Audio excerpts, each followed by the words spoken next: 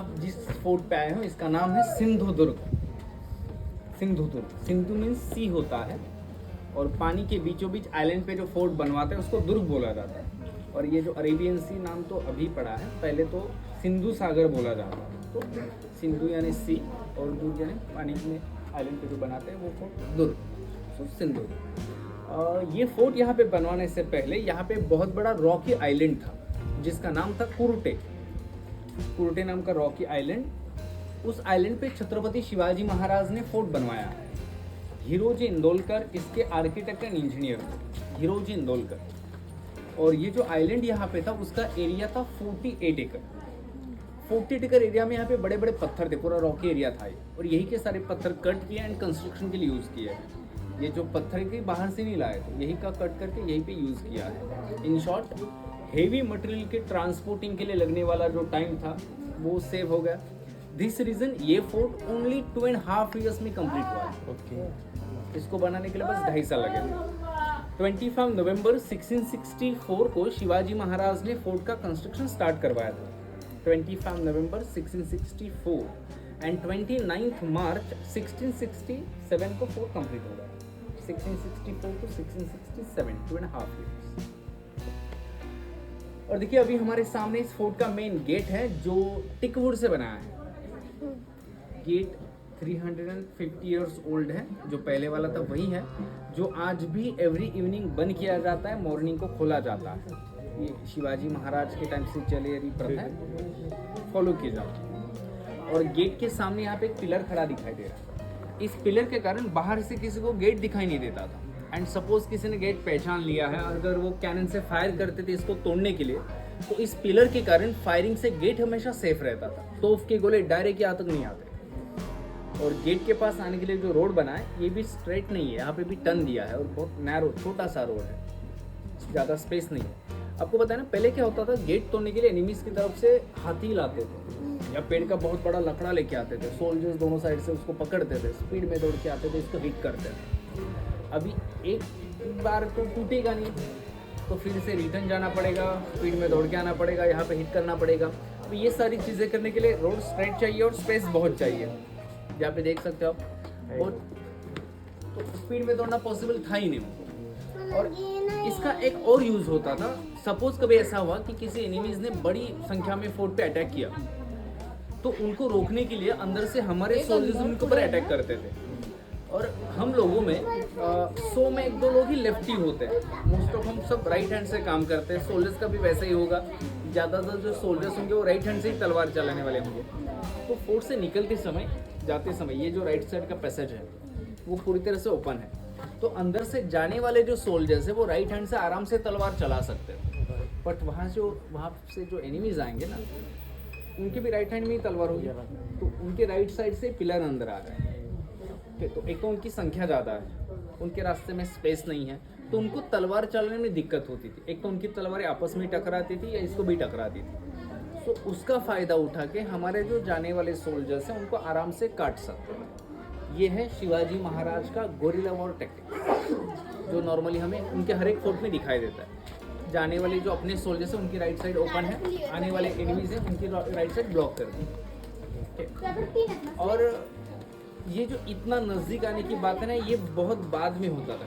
पहले तो ऐसा होता था कि इतने नज़दीक एनिमीज को आने देते ही नहीं थे। अगर एनिमीज की शिप्स दूर से ही दिखाई दे कि अभी आ रहे हैं, तो उनके ऊपर कैनन से फायर होता था पहले। अगर कैनन से कुछ बात नहीं बनी और नज़दीक आ गए तो फिर तीर चलाए जाते थे, एरो। बाद में तो गन्स भी आ गई, बट ये कैनन्स, एरो, गन्स किसी से भी बात नहीं बनी और एनिमीज एकदम दीवार तक आ गए, कुछ रस्सी हो या सीढ़ी वगैरह डाल के ऊपर चढ़ने की कोशिश की, तो लास्ट ऑप्शन बचता था बॉइलिंग ऑयल। ये जो होल्स हम देख रहे हैं ना यहाँ पे, एक्चुअली पूरी दीवार में है, ये बॉइलिंग ऑयल के लिए है। ऊपर वाले जो होल्स है वो फायरिंग के लिए है। यहाँ पे गेट की फ्रेम में भी देख सकते हैं हम लोग, अगर एनिमीज यहाँ तक पहुँच गए, उनके हाथ में कुछ वेपन्स वगैरह है, उससे गेट तोड़ने की कोशिश कर रहे वो लोग, तो बॉइलिंग ऑयल डाला जाता है। बट ये लास्ट ऑप्शन है बॉइलिंग ऑयल। और यहाँ पे एक हनुमान जी का टेम्पल भी है जो उसी टाइम बनवाया था, बट अभी इसका थोड़ा बहुत रिनोवेशन का काम हुआ। लेफ्ट साइड में गणेश जी की छोटी मूर्ति है और सामने हनुमान जी। चलो अभी अंदर आते समय ये गेट देख लेते हैं जो 350 years ओल्ड है। टिकवुड से बनाया है। आइए।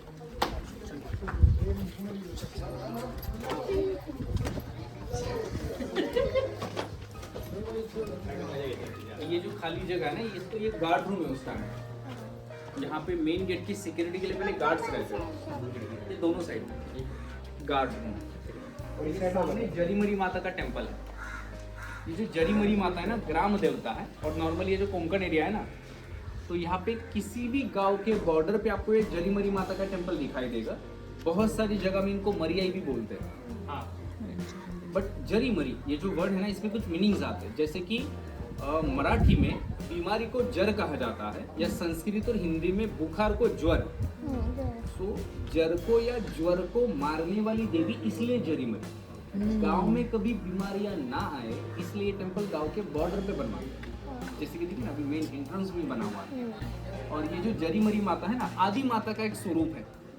बट आदि माता की एक पता है ना, एक स्टैचू होती है, बड़ी स्टैचू, 8 हाथ होते हैं, 8 हाथ में वेपन्स होते हैं। वैसे कोई स्टैचू यहाँ पे है नहीं। एक छोटा सा त्रिशूल था, वो भी टूट चुका है। फोर्ट में आने वाले जो बैक्टीरियाज होंगे, उनको रोकने के लिए, मारने के लिए साइन के तौर पे वो त्रिशूल रखा होगा। मे बी फिलहाल हम वही देख सकते हैं, तो दर्शन कर लेते हैं। चल रखा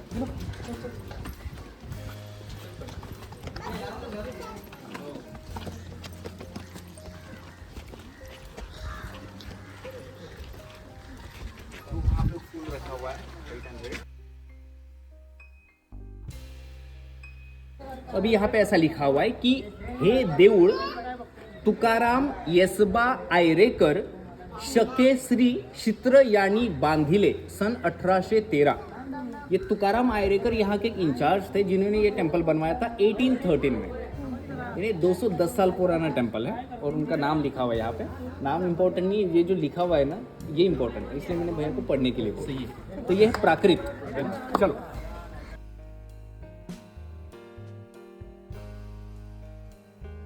और बोथ साइड इसको नारियल भी लगते थे। बट 2007 में इसमें लाइटनिंग हुआ, तो उसमें वो जल गया। मेडिकल ट्रीटमेंट वगैरह बाद में इसमें कर रहे थे, बट एक्चुअली जब बिजली गिरती है ना, लाइटनिंग होता है, तो अर्थ होती है, तो इसके जीन्स, रूट सब जल गए। इसने ट्रीटमेंट को कुछ रिस्पॉन्स दिया ही नहीं। अभी इसका कुछ हिस्सा वहाँ पे बचा नहीं, बस हम ये फोटो में देख सकते हैं। और ये कोई शिवाजी महाराज के टाइम का वगैरह है नहीं। 1961 में ट्विंस हुआ था, 2007 में इसमें लाइटनिंग हुआ है। और मेरे पीछे इस फोर्ट का एरियल व्यू है। मैंने जो आपको कहा था स्टार्टिंग में, ये जो कुर्टी नाम का आइलैंड था, वो इस शेप का था। 48 एकड़ का एरिया। और आइलैंड की बॉर्डर पे उन्होंने दीवार बनवाई, जो 3.5 किलोमीटर की है। 48 एकड़ का एरिया, 3.5 किलोमीटर की कंपाउंड वॉल। सिंधुदुर्ग फोर्ट जो है इंडिया का लार्जेस्ट सी फोर्ट है, 48 एकड़ का एरिया। और अभी इतनी 3.5 किलोमीटर की लंबी कंपाउंड वॉल है। सो हमारे सोल्जर्स को अप डाउन ईजी हो, इसलिए जगह जगह पे स्टेप्स बनवाए, सीढ़ियाँ बनवाई हैं। टोटल 45 जगह पे वो सीढ़ियाँ बनी है। और ये जो एक्स्ट्रा हाफ राउंड है, ये पिलर का काम करते हैं। 27 पिलर्स हैं। 45 जगह पे वो सीढ़ियाँ बनी है, 27 पिलर्स हैं। और इसी कंपाउंड वॉल में सोल्जर्स के लिए 40 टॉयलेट्स भी उन्होंने बनवाए। 40 टॉयलेट बने उस टाइम में compound wall. 8 to 10 feet width है कंपाउंड वॉल की, उसमें वो केबिन बनवाई। सेपरेट कोई केबिन नहीं बनवाई। उसके अंदर प्रॉपर इंडियन स्टाइल कमोड बना है। 2 लंबे ब्रिक्स रखे हैं पैर रखने के लिए। उन ब्रिक्स के बीच में एक स्लोप करके आउटलेट सी में छोड़ा है। इनफैक्ट हर एक टॉयलेट में वेंटिलेशन के लिए विंडो भी है, जैसे भी एग्जॉस्ट होता है हमारे टॉयलेट में। तो मैं आपको दिखाऊंगा इसमें। ऐसे 40 टॉयलेट्स हैं। और कई कॉमन एक जगह पे नहीं बनवाने को, जगह जगह पे बनवाए, यानी फोर्ट की सिक्योरिटी कभी लूज ना हो और हाइजीन का भी सोचा। तो जगह जगह पे उन्होंने वो टॉयलेट्स बनाए। 40 टॉयलेट्स है, 45 जगह पे स्टेप्स है, सीढ़ियाँ हैं और 27 पिलर्स है। और इस फोर्ट की एक नेचुरल सिक्योरिटी है। आपने आते वक्त नोटिस किया होगा, यहाँ पे ज़्यादा डीप सी है नहीं, पूरा शैलो वाटर है। अब हमारी जो बोट आई, वो भी एकदम वो जो कैप्टन है वो पत्थर के बीच में से लेके आया। तो यहाँ पे कोई बड़ी शिप आ नहीं सकती। अगर आने की कोशिश भी करे तो वहाँ पे टकरे वो टूट जाए। ये इस फोर्ट की नेचुरल सिक्योरिटी है। अब ऊपर चढ़ने वाले तो हमें रनवे का दिखाई देगा पूरी।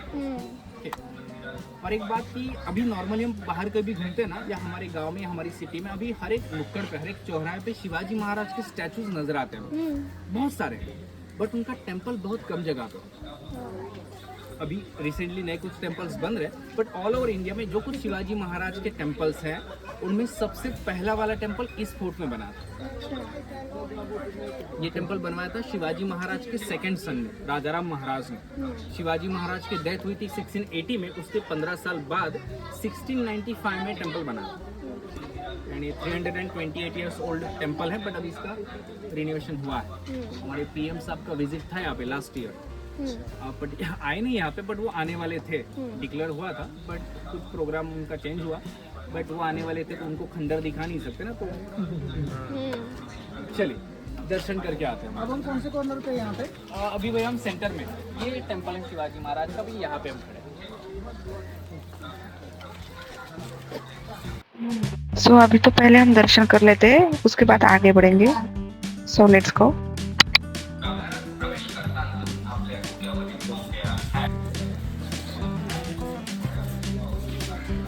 शिवाजी महाराज की,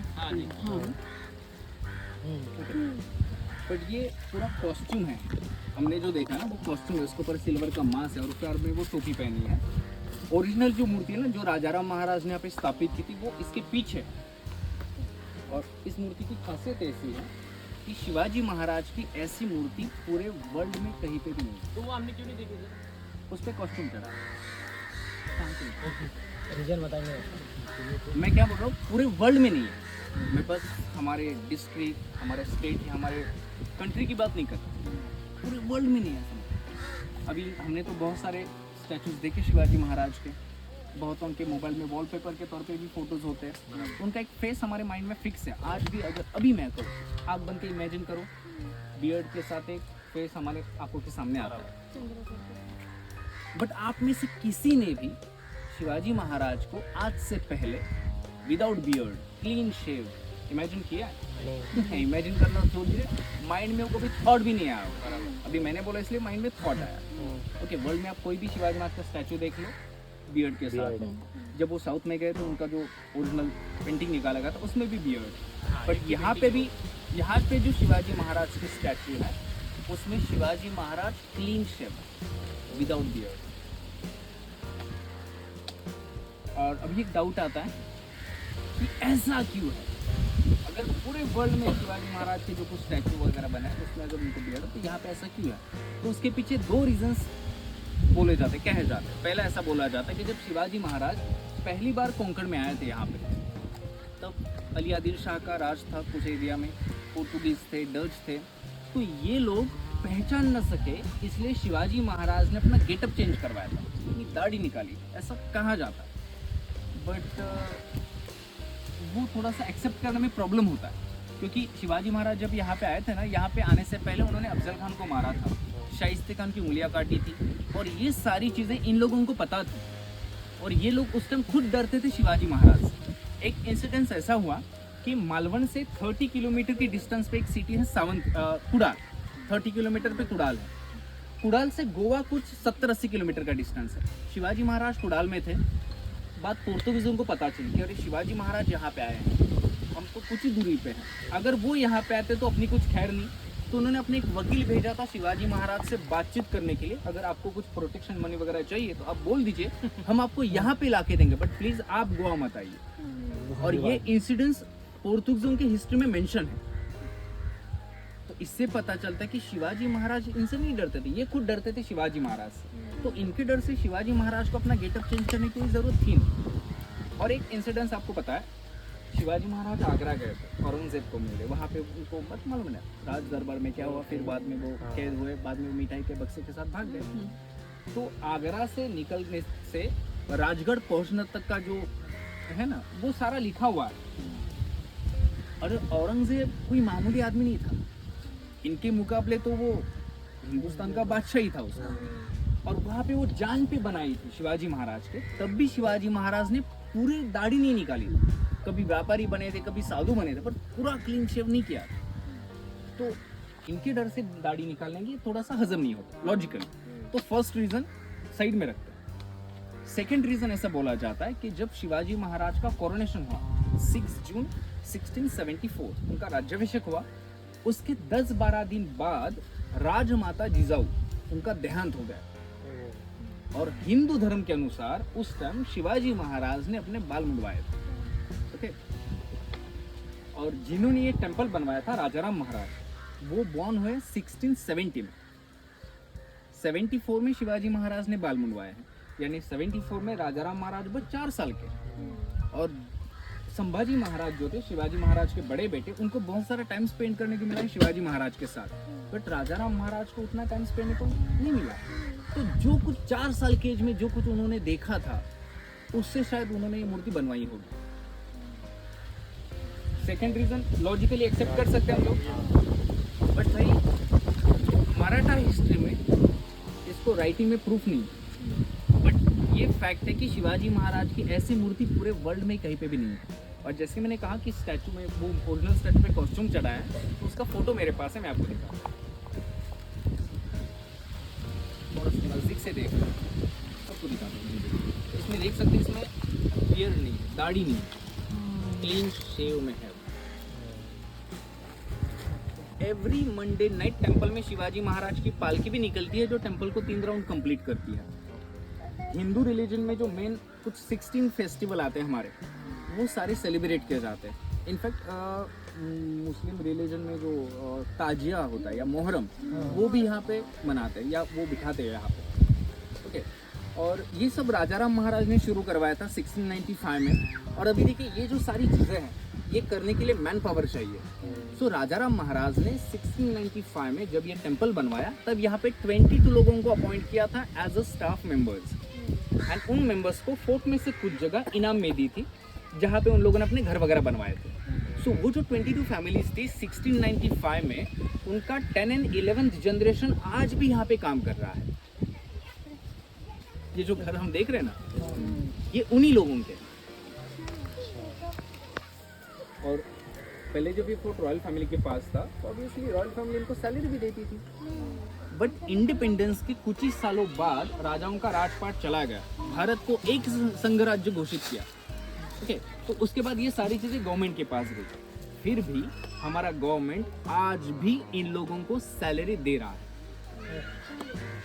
हमारी गवर्नमेंट की तरफ से यहाँ पे जो फैमिलीज रहती है, उनको सैलरी मिलती है 23 रुपीज पर मंथ पर फैमिली। जो पहले रॉयल फैमिली देती थी ना, गवर्नमेंट ने वही कंटिन्यू किया है, उस पर वैल्यूएशन नहीं हुआ है। उस टाइम तो 23 बहुत है ना, ये टाइम बट टुडे बोतल आ सकती है बस। और ऐसी बात नहीं है कि ये हमारे जो पॉलिटिशियंस हैं इनको बात पता नहीं, ऐसा नहीं ना, उनकी साइंस से चेक आता है ना, उनको सारी चीज़ें पता है। बट छोड़ दीजिए, गवर्नमेंट का या पॉलिटिशियन का छोड़ दीजिए, हम और आप लोग जो है ना, हमारे मन में शिवाजी महाराज के प्रति उतनी ही रिस्पेक्ट कायम है जितनी हमारे फोरफादर्स के मन में थी। सो टेंपल के जो काम है वो आज तक रुके नहीं है, 1695 से अभी तक चल रहा है। हम लोग ये कर रहे हैं, आप और हम लोग नहीं।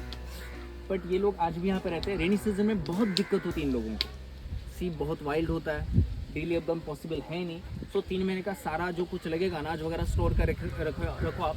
और उस टाइम स्कूल में जाने वाले जो बच्चे हैं या फिर इमरजेंसी केसेस है, हार्ट पेशेंट है, प्रेगनेंसी वगैरह, उनको 3 महीने के लिए बाहर शिफ्ट होना पड़ता है, क्योंकि इमरजेंसी नहीं अप डाउन कर सकते। फिर भी कितना भी प्रिकॉशंस ले लो, इमरजेंसी कभी बोल की नहीं आती। और बहुत बार ऐसा हुआ है कि मेजर इमरजेंसी आई है, बट सी वाइट है, वो चला नहीं सकता। और बहुत बार ऐसा भी का बोला जाता है कि आपको किसी ने फोर्स किया है क्या कि आप रेनी सीजन में भी यहाँ पे रुको, जा सकते हो ना। फिर भी वही है कि हाँ, जो उन्होंने बोला है, तो इसलिए सारी चीज़ें अभी भी चल रही है। 2004 के बाद थोड़ा सा टूरिज्म प्रमोट होने लगा, टूरिस्ट यहाँ पे आने लगे थे, नहीं स्टॉल वगैरह सब शुरू हो गए। नहीं तो पहले सारी चीज़ें मनी ऑर्डर पे चलती थी, क्योंकि 22 फैमिलीज़ है। उस टाइम क्या होता था, एक फैमिली में 7-8 बच्चे होते थे, उनके बच्चे, फैमिली ट्री बहुत बड़ा हो गया। तो सब लोग यहाँ पे रहते नहीं थे, बाकी सब लोग काम के लिए बाहर जाते थे, तो वो मनी ऑर्डर भेजते थे, उससे ये लोग गुजारा करते थे। बट अभी फ़िलहाल टूरिस्ट बेस काम किया जाता है। उसके बाद शिवाजी महाराज का एक डेली रूटीन था। आप सभी को पता है कि जब वो सुबह उठते थे तो नहाए के बाद शिव जी की पूजा करते थे। तो उन्होंने क्या किया कि अपने हर एक फोर्ट में शिव जी का टेम्पल बनवाया, यहाँ पे भी बनाया। और उनके बारे में ऐसा कहा जाता है कि वो कहीं भी एंट्री करने से पहले एग्जिट के बारे में सोचते थे। सो उन्होंने क्या किया, अपने हर एक फोर्ट में इमरजेंसी एग्जिट बनवा लेते थे, कोई खुफिया रास्ता वगैरह। अभी नॉर्मली जो फोर्ट्स होते थे ना लैंड पे वगैरह, वहाँ पे बने ठीक था, टनल वगैरह बना। ये सी फोर्ट है, यहाँ पे भी उन्होंने एक टनल बनवाया था। जो इस टेम्पल में एक ड्राई वेल है, उसमें से वो निकलता था। सी के नीचे से 8.5 किलोमीटर की डिस्टेंस पे वो गांव में खुलता था। मालवण में एक जगह है ओझर नाम, तो ओझर पे जंगलों में इसका एग्जिट है, और इसके एग्जिट को वहाँ पे केव का शेप दिया। यानी नॉर्मल कभी कोई गांव के लोग या एनिमीज कभी भी जंगल में जाए तो सामने अगर केव दिखाई देती है तो अंदर जाने की कोई कोशिश करेगा नहीं। सो एग्जिट को केव का शेप दिया।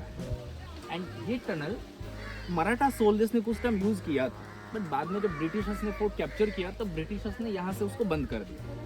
कुछ सालों बाद ब्रिटिश चले भी गए। अभी ब्रिटिश चले गए, उस चीज़ को 75 ईयर्स हो गए। लास्ट 75 ईयर्स में हमने कभी इसको खोलने की कोशिश की नहीं, ना वहाँ से कभी कोई अंदर गया है। और हमारे ये एक चीज़ है जिसके बारे में भी हम बात करें, ऐसे तो बहुत सारी चीज़ें हमारे देश में आपको भी पता है, बट इन चीज़ों पे उस लेवल पे अटेंशन नहीं देता। हाँ, या कभी रिसर्च वगैरह होता नहीं। तो अगर इसके बारे में कुछ डाउट्स आपके मन में है तो वो मैं भी क्लियर नहीं कर सकता। फॉर एग्जाम्पल ये 17th सेंचुरी का अंडर वाटर कंस्ट्रक्शन है। आज तो हमारे पास एडवांस टेक्नोलॉजी है, एडवांस एक्सेसरीज है, अंडर वाटर कंस्ट्रक्शन कोई बड़ी बात नहीं है, इजीली हो जाता है। 17th सेंचुरी में उनके पास ऐसा कौन सा टेक्निक था कि उस टाइम उन्होंने अंडर वाटर कंस्ट्रक्शन किया, पता नहीं। आज की डेट में टनल सी के नीचे कितना डीप है, इसका अंदर का कंस्ट्रक्शन कैसा है, वो भी पता नहीं है। और सबसे इम्पोर्टेंट है वेंटिलेशन। 8.5 किलोमीटर का डिस्टेंस हम दौड़ के भी पार करना चाहे तो टाइम लगेगा। ऑक्सीजन ज़रूरी है। अंदर तो पूरा डार्क ही रहेगा ना। उस टाइम ना टॉर्च थे, ना मोबाइल के फ्लैश ऑन कर सकते थे, मशाल जलानी पड़ती थी, और अगर मशाल जलनी चाहिए तो ऑक्सीजन चाहिए। तो वो सोर्स ऑफ ऑक्सीजन क्या है नहीं पता। और जैसे कि मैंने कहा कि हमारे देश में ऐसी बहुत सारी चीज़ें जो एक्सप्लोर नहीं की जाती। हम लोग क्या करते तो फॉरेन कंट्रीज़ में रिसेंटली जो अंडर वाटर टनल्स बन रहे वहाँ पे हम लोग उनको अप्रिशिएट करते हैं। उसका इशू, अरे सिंगापुर में ऐसा किया, दुबई में ये बनवाए, वो बनवाए। हमारे फोरफादर्स ने तो 350-400 साल पहले सारी चीज़ें यहाँ पे करके रखी है। इसकी कुछ वैल्यू है ही नहीं। तो बस ये ऐसे बंद पड़ा हुआ है, अंदर जाके बस हम दर्शन कर सकते हैं। शिवलिंग और मंदिर जी है। चलिए चलो।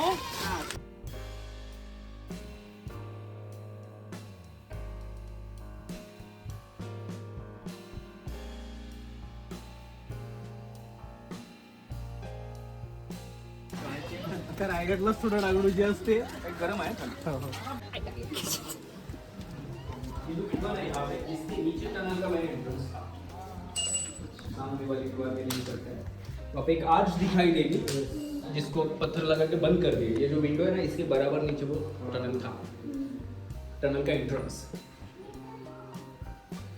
ये जो वेल थी वो पहले पैरेलल थी यहाँ पे।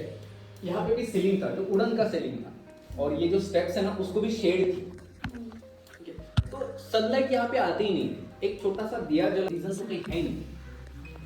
ये क्यों दिया, तो एक तो कभी कोई एनिमीज फोर्ट में एंटर करेंगे ना एनिमीज, तो सारी चीजें वो ढूंढते थे ना, कुछ सर्च करते समय हमारे मूवमेंट थोड़े से फास्ट हो रहे। एक तो मूवमेंट फास्ट हो रहे, स्टेप्स की वजह से उनको और स्पीड मिलता था, और वहां से यहाँ पे नजर जाती थी तो यहाँ पे लाइट दिखती थी। वो यहाँ पे पहुंचने की कोशिश करते थे,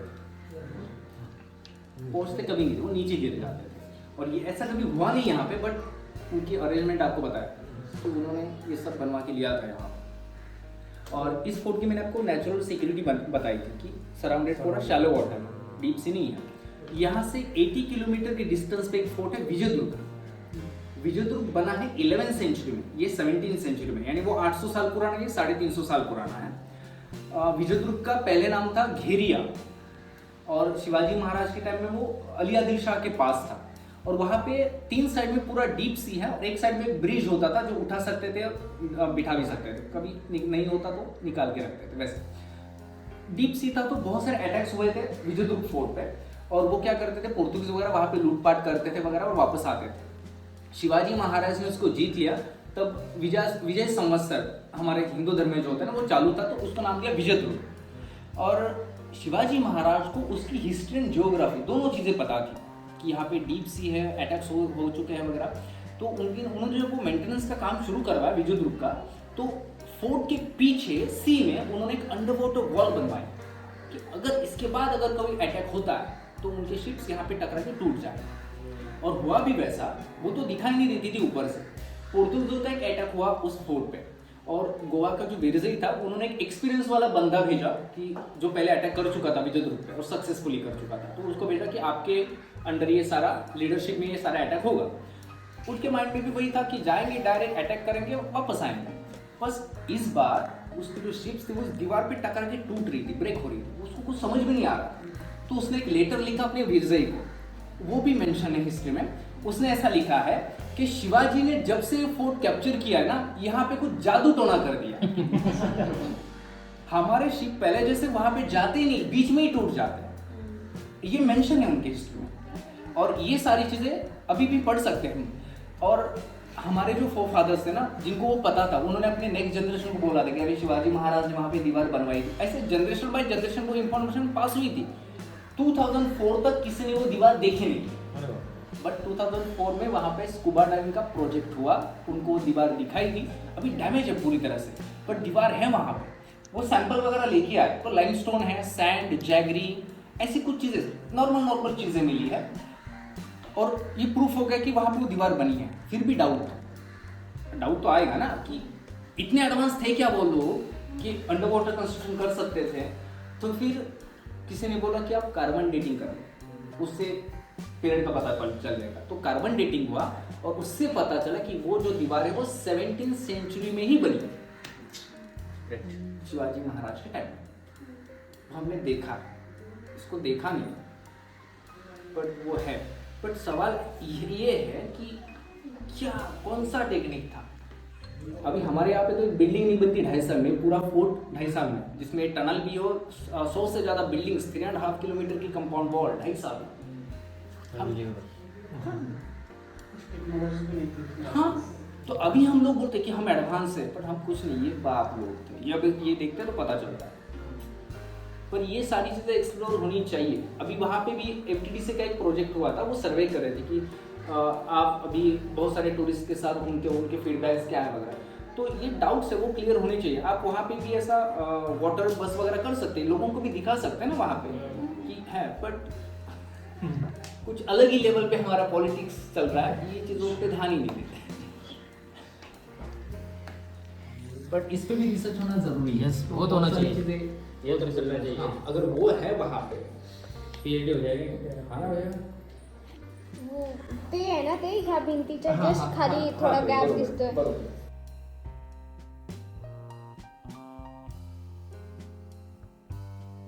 अभी स्वीट वाटर वेल्स देख लेते हैं यहाँ पे।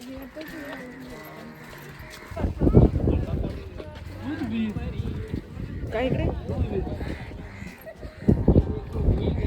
दूध विहीर, चारों सीधा सॉल्टी वाटर है, इसके बावजूद भी यहाँ पे मीठा पानी भी है। इसके पीछे एक साइंटिफिक रीजन है। जैसे कि मैंने कहा था कि ये आइलैंड था पहले, 40 एकड़ का एरिया है, बहुत बड़ा एरिया है, बारिश बहुत होती है यहाँ पे, तो बारिश का पानी जो नीचे जाता है वही नेचुरल सोर्स बन के आया है ना। बट ये हो गया साइंटिफिक रीजन। अभी हम उस वे से सोचते हैं।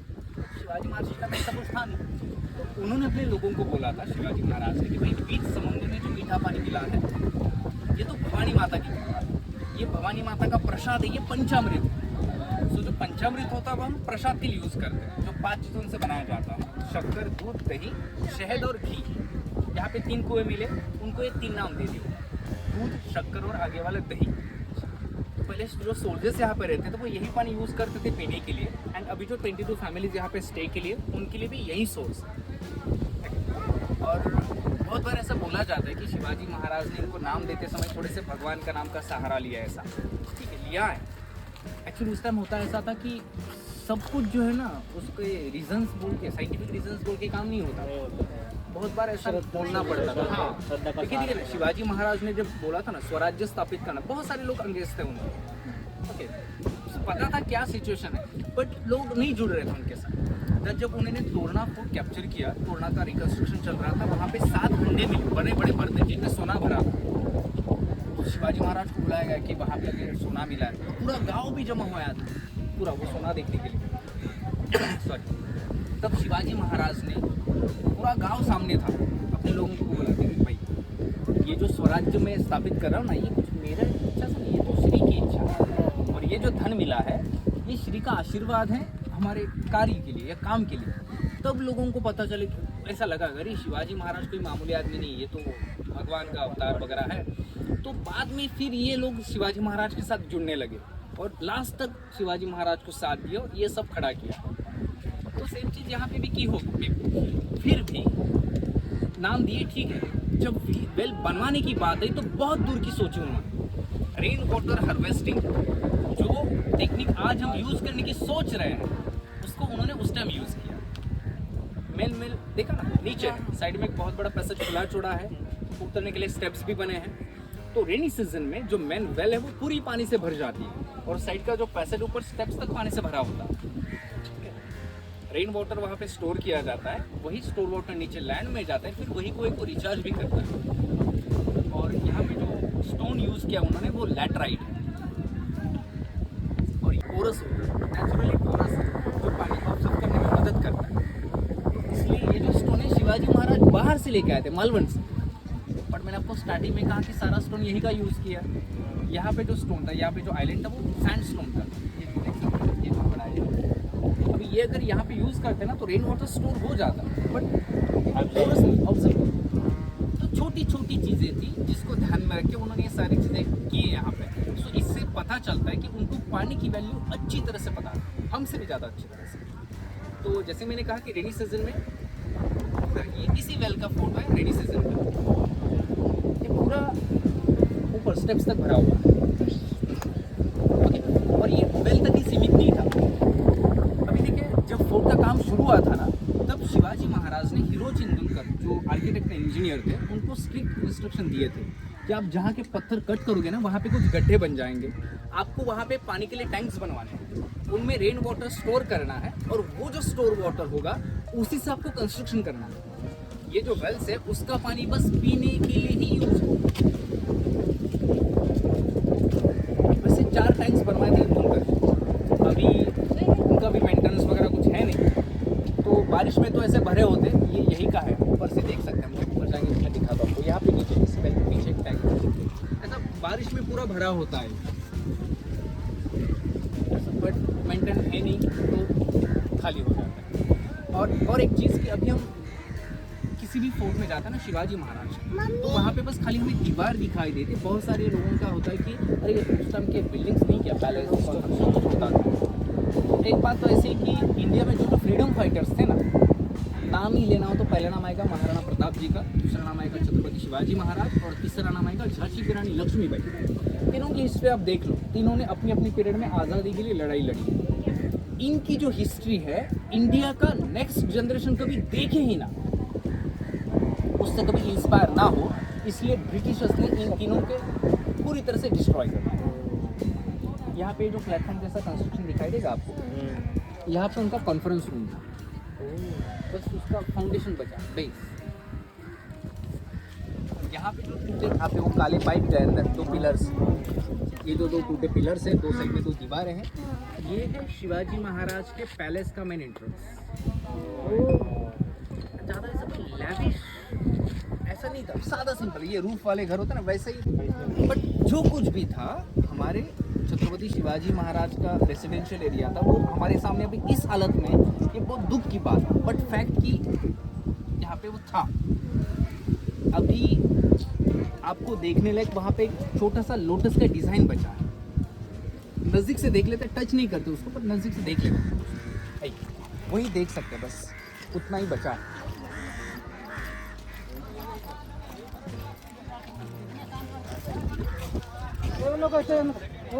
हाँ, का करते कारण ते होतंय, त्यांनी एवढं आपल्यासाठी केलं, आपण हे साधं मेंटेन नाही करू शकत मला. की आपल्या वडिलांचं आपल्या आता तो तुम्ही बजेटला आपण बघतो ना, करोड रुपये सँक्शन. आता फील्डवर आहोत आपण, कुठे काही यूज झालं तर दिसतंय नाही. तुम्ही आता व्हिजिट केली किल्ल्याला, प्रत्येकी 15 रुपये गव्हर्नमेंटला टॅक्स जमा झाला आपल्याकडनं. कुठे गेला आता पावसाचे 3 महिने किल्ला बंद असतो, 9 महिन्यात उरलेले जे 9 महिन्यात सीझन आहे, 4.5 ते 5 लाख लोक व्हिजिट करतात किल्ल्याला. प्रत्येकी 70 ते 75 लाख रुपये झाले. आता तुम्ही मला सांगा, आपल्यासाठी 15 रुपये जड आहेत का राजांच्या किल्ल्यासाठी? नाही, 50 देऊ आपण, पण दिलेल्या पैशाचा वापर तरी व्हायला पाहिजे ना. तर ते दिल्याचं समाधान आपल्याला ते पण असं. आणि त्यात एक मोठा प्रॉब्लेम काय माहिती आहे, किल्ला मेंटेनन्ससाठी गव्हर्नमेंटच्या 3 डिपार्टमेंट्समध्ये डिवाइड. कंपाऊंड वॉल ASI कडे, central government, archaeological survey of India, मंदिर आणि गोड पाण्याच्या विहिरी PWD कडे, आणि लँड पोर्शन ग्रामपंचायत. करत कोणीच काय डिवाइड असल्यानंतर काय होतं? कोऑर्डिनेशन तुम्ही काय करायला ना, आम्ही दोघं म्हणणार आमच्या नियमात बसत नाही, तुम्ही करायचं ना.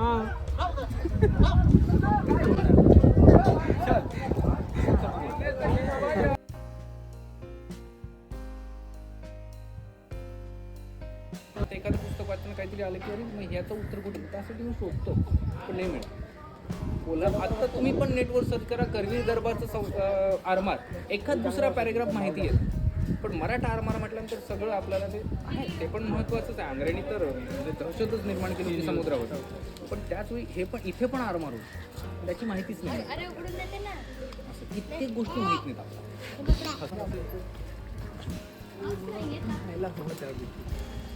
आता इथे पंतप्रधान मोदी आहेत, ते मी म्हटलं ना मग त्यांची व्हिजिट होती, त्यांच्यासोबत पण म्हणजे सगळं बोलणं झालेलं की ते आल्यानंतर त्यांना ह्या सगळ्या गोष्टी सांगायच्या. त्याच्या अगोदर गेल्या वर्षी फेब्रुवारी महिन्यात 2023ला मोहन भागवतांची व्हिजिट होती किल्ल्यावर. हो, मोहन भागवत आजच्या घडीला कोण आहेत? मोदींच्या पण वरती आहेत. त्यांना मी जसं तुम्हाला सांगतो ना तसंच हे सगळं जीव तोडून सांगितलं. मी 1.5 तास होतो त्यांच्यावर. हा फोटो बघा, सगळं आहे तिथे. याच पॉईंटवरती आम्ही होतो, 1.5-2 तास त्यांच्यासोबत होतो. मी त्यांना सगळ्या गोष्टी सांगितल्या की हे असं आहे, असं आहे. आणि त्यावेळी त्यांनी सांगितलं होतं की ह्या तुम्ही ज्या सांगता त्या गोष्टी आम्ही योग्य व्यक्तीपर्यंत पोहोचवायचा प्रयत्न करतो. ह्या व्यक्तीला आम्ही सांगितलं, म्हणजे मोदींच्या पण वरची व्यक्ती आहे ना सध्या. आणि त्याच्यानंतर ज्यावेळी मोदींची व्हिजिट होती त्यावेळी सगळे RSS वाले सगळे येत होते इथे. त्यांनी पण सांगितलं होतं की PM येतील तेव्हा तुम्ही त्यांना सांगायचं. नक्की सांगा, काही आपल्याला काही खरं बोलायचं. ह्या पगाराचं सांगितलं सेवेकरांनी. 23 म्हणजे काय झालं? काहीच नाही ना. काय झालं? मला 70 गेले आता.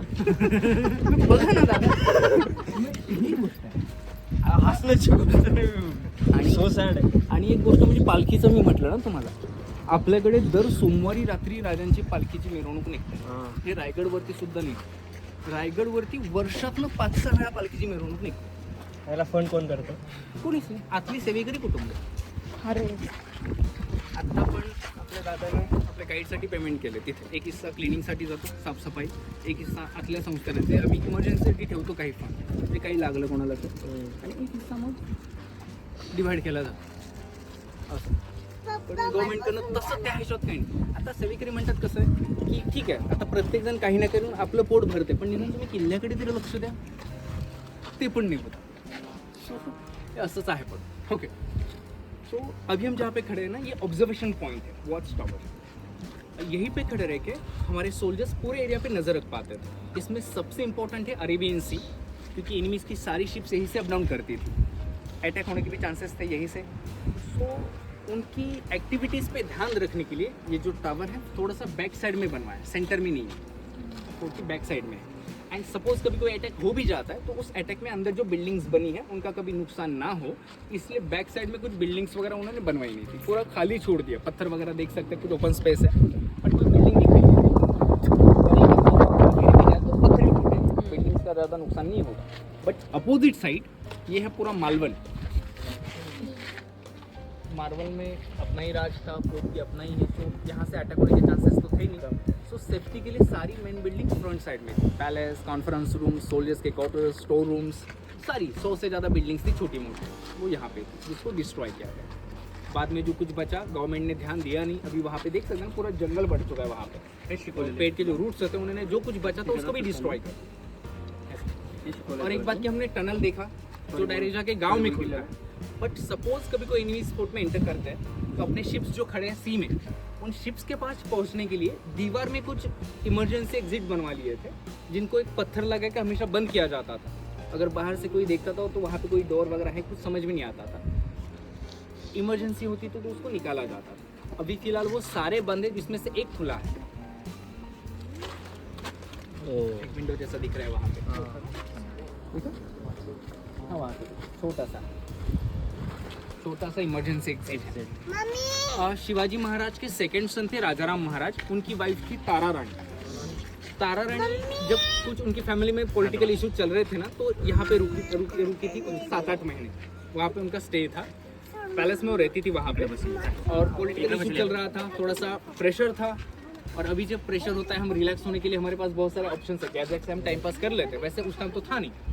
तारा रानी क्या करती थी, एवरी इवनिंग अपनी फ्रेंड्स के साथ पैलेस में से निकलती थी, वो इमरजेंसी एग्जिट वहाँ तक आती थी, फिर वहाँ के जो सोल्जर्स होते थे ना वो गेट को खोलते थे, फिर तारा रानी अपनी फ्रेंड्स के साथ वहाँ पे बीच पे उतरती थी, वहाँ पे बैठती थी, वॉक करती थी, थोड़ा सा रिलैक्स होती थी।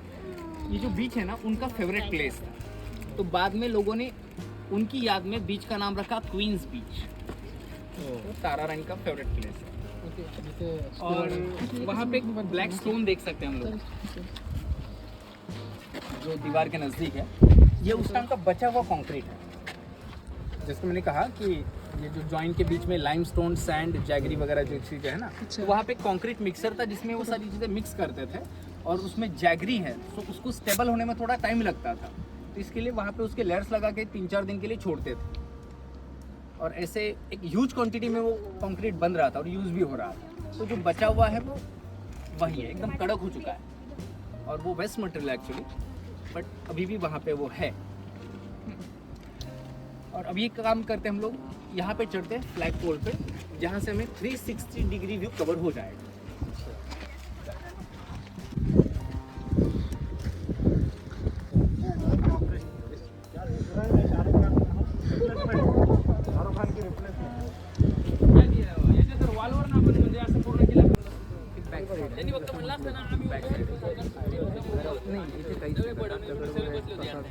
काय सांगायचं, त्याच्या हल्ल्याला प्रत्युत्तर देऊ नका, किंवा असं करा, हल्ला होण्या अगोदर तुम्ही त्याच्याशी बोलणी करा, पैसा घ्या आणि किल्ला देऊन टाका त्याला, हल्ला होऊ देऊच नको. म्हणजे का तर त्याच्या हल्ल्यात आपले सैनिक मारायला नको, किल्ल्याचं नुकसान व्हायला नको, पैसे घ्या, किल्ला देऊन टाका. आता सैनिक औरंगजेबाचे तेच म्हणायचे, सहजासहजी किल्ला आला घ्यायचा, परत आता कसं आपलं सैनिक किल्ल्यात ठेवायचे, मग त्यासाठी अन्नधान्य करून ठेवा.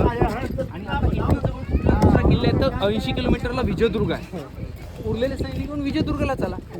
इकडनं ते बाकी सैन्य विजयदुर्गला गेलं, इथले सैनिक म्हणायचे की आता तहहून किल्ला मिळाला आहे, आता काही टेन्शन नाही, ते आपल्या धुंदीतच, आणि मुघल सैन्य माहिती आहे आपल्याला बेसावध, त्या बेसावधपणाचा फायदा घेऊन तारा राणींचं सैन्य अचानक कधीतरी किल्ल्यावर पुन्हा हल्ला करायचा आणि किल्ला पुन्हा ताब्यात घ्यायचा.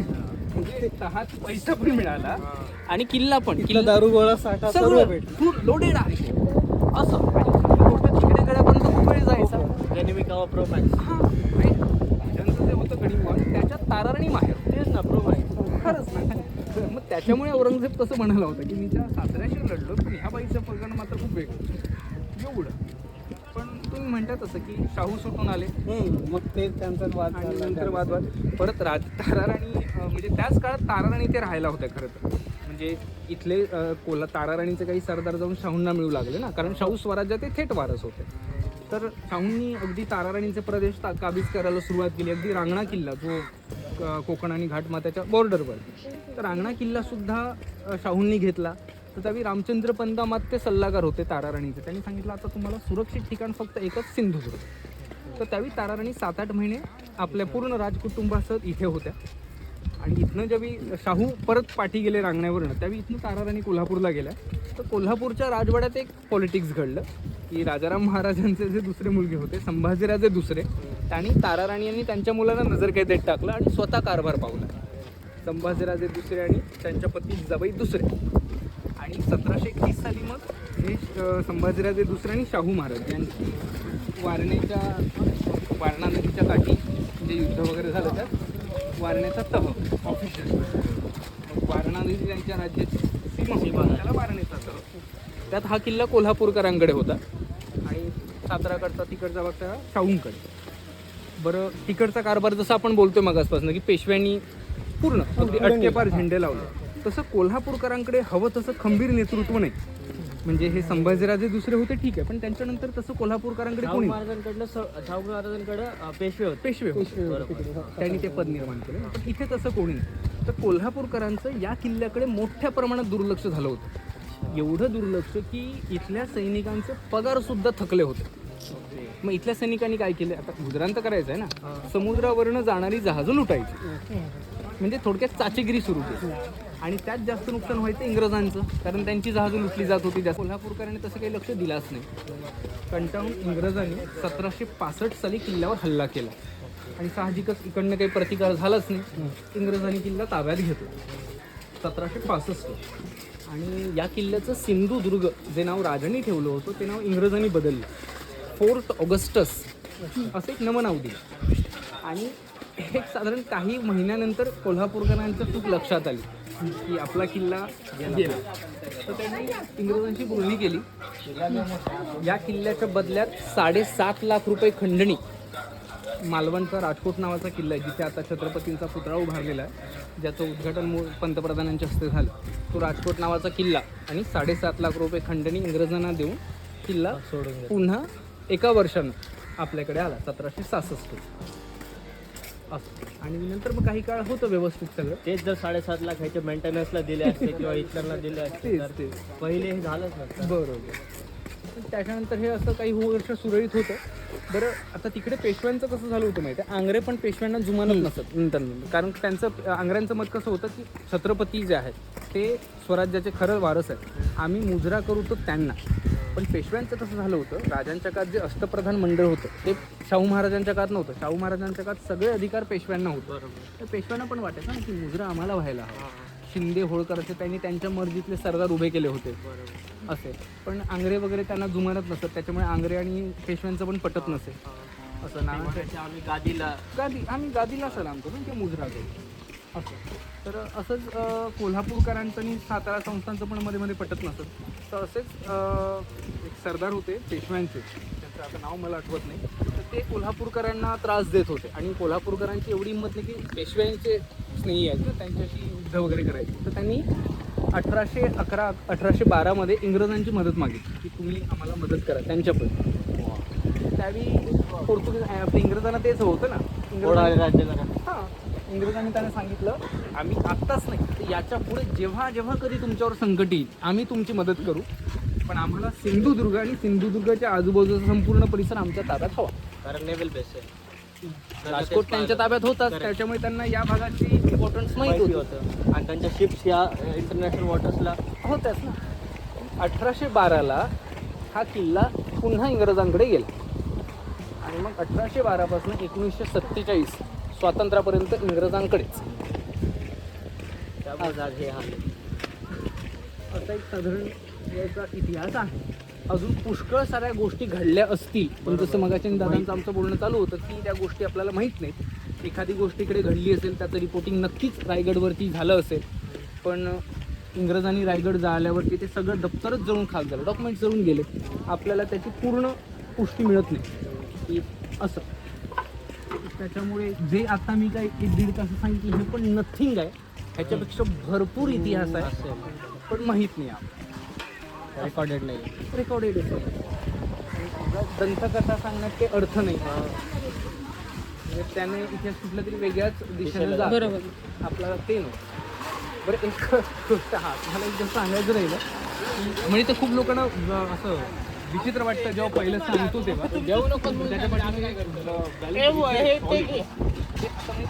राजांनी शेतीसाठी खूप चांगली कामं केली. बरोबर, म्हणजे ज्यावेळी जिजामाता पहिल्यांदा पुण्यात आल्या तर त्यावेळी तर म्हणतो ना खूप असं हे देण्यात आलं, लोकांना शेतीसाठी सवलती वगैरे देण्यात आल्या. ते बियाणं वगैरे पण नांगर जोडी, बैल जोडी, नांगर, ठीक आहे. शेतीसाठी चांगली कामं केली, धरणं वगैरे बांधली. इव्हन महाराष्ट्रातलं पहिलं धरण आपलं राजाने बांधलं, हे इतिहासात मेन्शन नाही. म्हणजे ज्यावेळी जसं आता पुण्याचं बोलतो, राजे पहिल्यांदा पुण्यात आले त्यावेळी पुण्याची अवस्था माहिती आहे आपल्याला, पोस्ट पडलं होतं पुण्यात, राहायला कोणी नव्हतं. तर राजांचं लाल महल जो आहे ना तो नंतर बांधला दादोजीने, पण त्यावेळी राजांचं वास्तविक कुठे होतं तर पुण्याच्या एका गावाचं नाव खेड शिवापूर. खेड शिवापूरमध्ये राजांचा जो वाडा होता ना त्या वाड्या शेजारून एक छोटा ओढा वाहत होता, त्या ओढ्याचं नाव आंबील. त्या आंबील नावाच्या ओढ्यावर राजाने त्यावेळी दगड आणि मातीचं एक बंधारावजा धरण बांधून घेतलं होतं. धरणाचं नाव साळोबा. राजाने बांधलेलं महाराष्ट्रातलं ते पहिलं धरण, आणि एकच नाही बांधलेलं तर छोटी मोठी 32 धरणं महाराष्ट्रात त्यावेळी राजाने बांधून घेतली. आता रेन शेतकऱ्यांसाठी. शेतकऱ्यांसाठी आहे. काम करतो. पण या किल्ल्यावरती नांगर लावायला बंदी आहे. हिंदी में बोलेंगे. ओके हाँ नहीं सॉरी नहीं, अभी बात हम ऐसा कर रहे थे कि नॉर्मली शिवाजी महाराज ने फार्मिंग के लिए बहुत सपोर्ट किया उस टाइम लोगों को. तो शांति, वास्तु शांति बस घर की हो. वास्तु शांति की तो ये घर हो गया आपको. और अभी पुणे साइड जो प्रॉपर फार्मर है ना वरच्या तो उनमें एक मुहावरा है. अभी जब झगड़े होते ना तुझ्या घरावर नांगर फिरवे, तुम्हारे घर पे मैं हल चलाऊंगा है ना, उसका पूरा सर्वनाश कर दूंगा. ऐसा जो प्रॉपर फार्मर जो है ना वो बोलते हैं, मी तुझ्या घरावर नांगर फिरवे सर्वनाश करे. तो ये है कि ये घर बन गया वास्तु शांति की वजह से. किसी भी घर में अब हल नहीं चला सकते.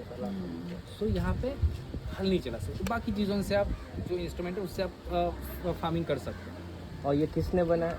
शिवाजी महाराज. शिवाजी महाराज ने वास्तु शांति की थी. बाद में फिर ये लोगों के मन में आते हैं कि अभी ये ऐसा एक रूल है. ये लिखा हुआ नहीं पर है. और किसी भी घर में कोई आदमी अगर मर जाता तो उसके दहन दफन विधि अंत्य संस्कार घर में नहीं होते. यहाँ पे भी स्मशान भूमि नहीं है. यहाँ पे अगर कोई ऐसी डेथ हो जाती है तो उसको बाहर लिया जाता. ठीक है चला. तो ये कुछ ऐसे रूल्स वगैरह हैं उस टाइम के जो आज भी फॉलो किए जाते अभी वो सिंहगढ़ पे वगैरह जो राजा राम महाराज की समाधि हाँ. वगैरह है, तो फिर तो वहाँ पे तो प्रॉपर हुआ है. अभी शिवाजी महाराज का भी सब अग्निदाह संस्कार रायगढ़ पे भी हुआ है. बट यहाँ पे उन्होंने प्रॉपर वास्तु शांति की थी. सो यहाँ पे ये रूल्स आज भी फॉलो किए जाते हैं. और अभी शिवाजी महाराज के 373 फोर्ट्स है, 360 से ज़्यादा फोर्ट्स है. कंपेरिजन नहीं करना है, हर एक फोर्ट का इंपॉर्टेंस एक अलग ही है. फिर भी कंपेयर करना हो तो जो कैपिटल होते थे ना राजगढ़ एंड रायगढ़, वो सब फोर्ट से ऊपर. उन दोनों में भी कंपेयर करना चाहे तो रायगढ़ जहाँ पे उनका कोरोनेशन हुआ. जैसे कि हम बात कर रहे थे रायगढ़ पे जो ना, रायगढ़ अभी कैपिटल थी शिवाजी महाराज की. फिर भी शिवाजी महाराज की जो पालकी निकलती है ना रायगढ़ में पूरे साल में 5-6 बार निकलती है. शिवाजी महाराज का जो जन्म होता है अभी डेट से होता है, तिथि से भी होता है. कोरोनेशन का वो डेट वाइज तिथि का भी होता है. दशहरा होता है, महाशिवरात्रि, ऐसे मौके 5-6 बार. बट यहाँ पे इस फोर्ट में शिवाजी महाराज के टेम्पल है, यहाँ पे every Monday night Shivaji Maharaj की पालकी निकलती है जो किसी और फोर्ट में नहीं होती, यहाँ पे होता है. और एक चीज़ यहाँ पे एक अलग है कि अभी देखिए ना हमारे यहाँ पे एक कल्चर है, एक प्रथा है कि जब नए घर का इनॉग्रेशन होता है ना तो घर की दीवार पे हाथ के निशान लगवाते हैं. जो जेंट्स लोगों के नहीं होते, घर की जो लेडीज़ होती है गृह लक्ष्मी, उनके हाथ के निशान वो दीवार पे लगवाते हैं ना सिंदूर में. यहाँ पे शिवाजी महाराज आए थे फोर्ट का इनॉग्रेशन के लिए करने के लिए. उनके रानियों में से कोई आया नहीं था, शिवाजी महाराज खुद आए थे. तो इंदुलकर जो आर्किटेक्ट ने, इंजीनियर थे, उन्होंने क्या किया, उस टाइम का जो कंस्ट्रक्शन मटेरियल था लाइमस्टोन वगैरह फ्रेश था, उसके ऊपर शिवाजी महाराज के हाथ और पैर के निशान ले. उसको भी 360 ईयर्स हो गए. वेदर का इफेक्ट हुआ है, लोगों ने हाथ पैर रख के देखे हैं तो थोड़े से ख़राब हुआ है. बट वहाँ पे 2 छोटे टेम्पल्स है, उसमें वो है. 2 मिनट में जाके देख के आते हैं क्योंकि टाइम कब बोलने के लिए बहुत सारी चीज़ें है बट टाइम लिमिट. वो देख के आते हैं. एक टॉयलेट भी दिखाता हूँ मैं आपको, जो 40 टॉयलेट मैंने आपको बताया था.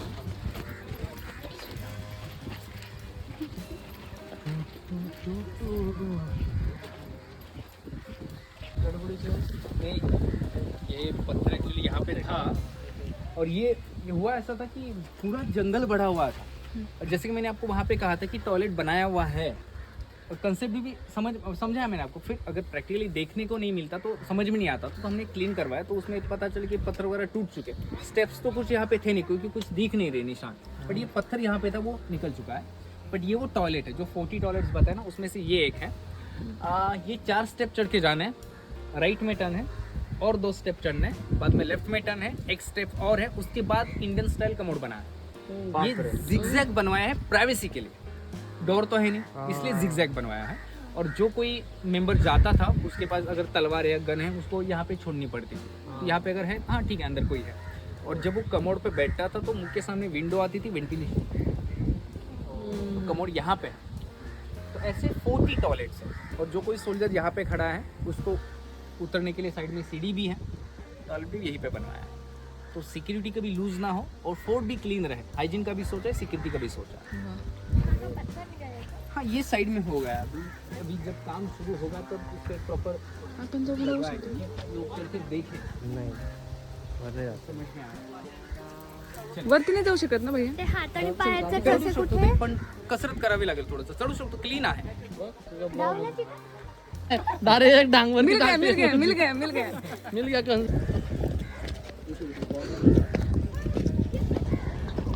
तिकडे जाऊन बघितलं तर चाललं असतं. दिसतंय?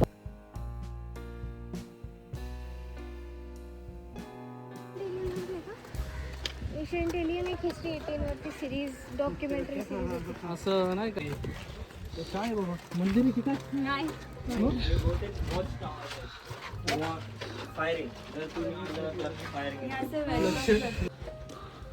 उनकी फैमिली यहाँ से वेलकम करती थी.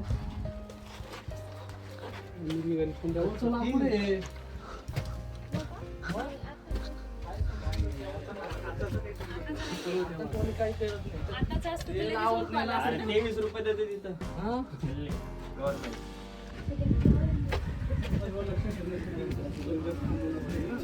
ओहो आ गए फ्रेम में. फ्रेम में आ गए. मैं नहीं चढ़ती. तो ऊपर आएगी या तो तेरा हाथ ऊपर आएगा. नहीं, मैं यहाँ से नहीं आती हूँ. ओ ये देखिए हमारा शाहरुख खान ऐसे उधर देखिए. शाहरुख खान बन रही है तू.